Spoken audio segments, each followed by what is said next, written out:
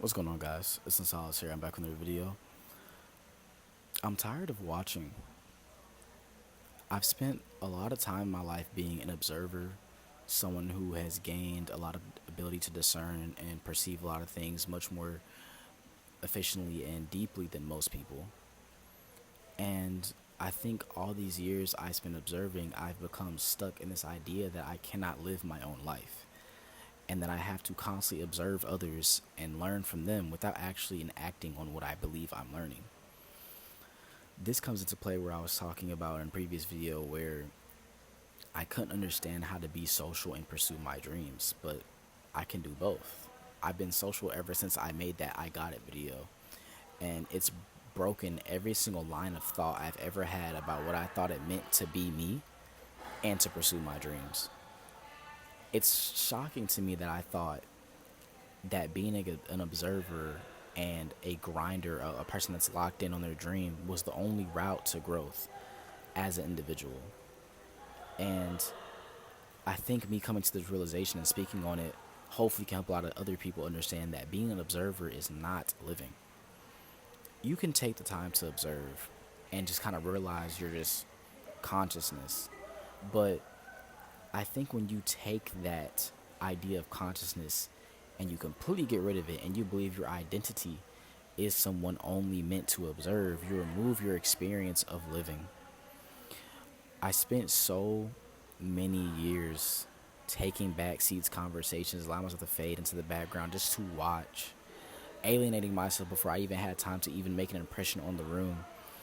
And now that I'm breaking out of that, I'm starting to really understand why I have grown so tired of watching. There is a beauty in allowing social connections to happen and not trying to control them because you're trying to figure out how to by watching.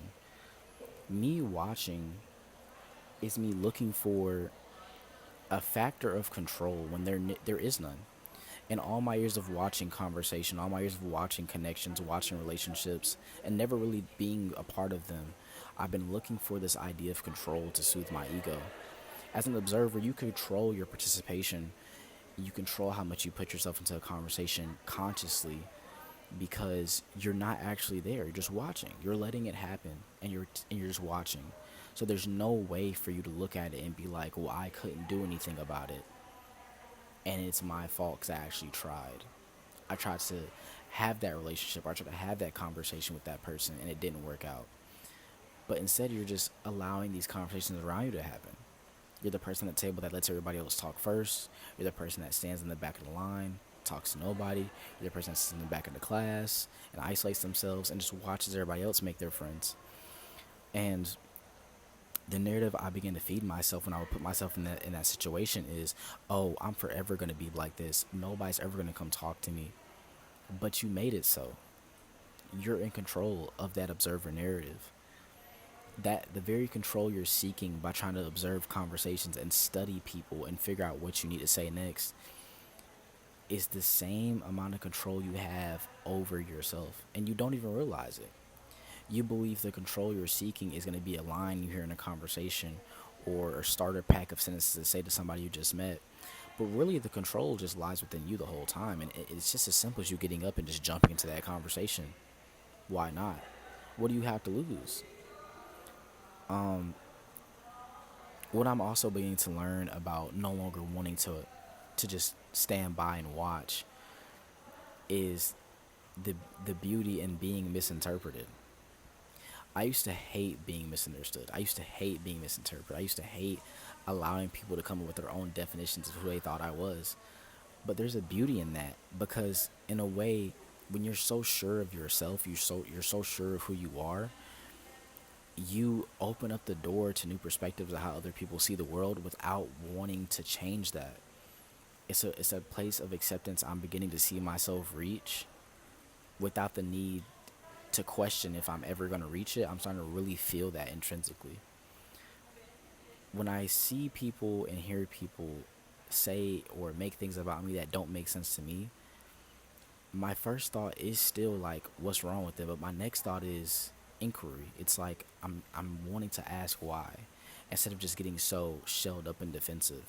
And I think that's a benefit and a realm of growth that has come from me deciding that I'm no longer gonna watch. I'm refusing to sit still and just watch and observe and not take hold of me believing in who I am. Because when you're watching, you're consuming so many different things without allowing yourself to choose what you're consuming in a way where it's helping you understand who you are.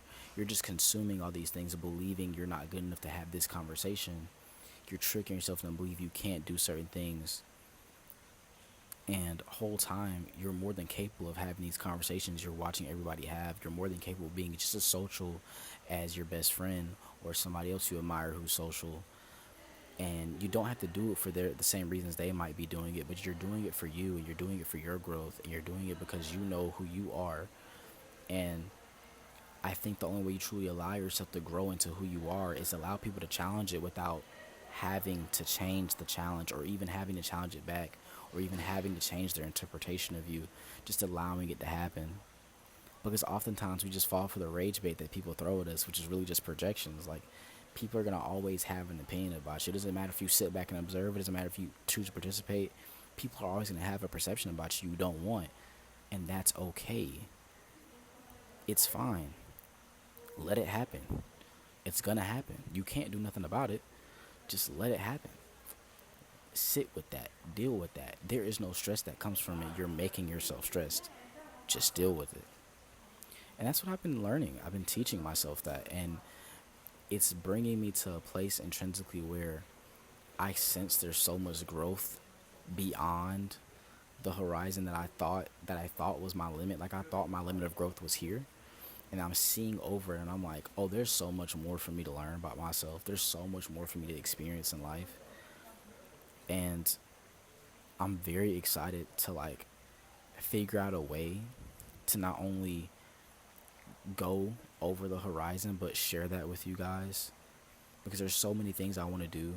I'm still trying to figure out all it is that I want to accomplish in my life, and it's only gotten me more excited. And I'm really committed to this goal of growing into the person I want to be. I don't see myself straying away from the path that I'm taking so far. And even if I do, I know that's just another way for me. That's just even more growth for me to undergo. That's just something else I haven't really peeled back the layer on. And I've never been more excited to get to know somebody other than myself, like, at this point in my life. Like, I know right now the most interesting person in my life right now is me. And no ego, I'm just saying, like, I'm very excited to get to know who that person is in all aspects. Because as intelligently gifted as I've been my whole life, there's certain inquisitions I've been avoiding because I know there's layers to peel back there that I'm a little scared to figure out what they are. But now I'm excited and I'm curious to figure out, well, what can I do now that I can go have a conversation with a random person I don't know? Like, when you've been feeding yourself that narrative for years that you can't go outside this bubble, and then all of a sudden the bubble pops, now there's just growth, and you don't have a choice but to expand outside the bubble you've been holding yourself into. And you can choose to shrivel back up in fear, you can choose to expand and be happy about it. And I'm choosing expansion. But hey, that's just me though.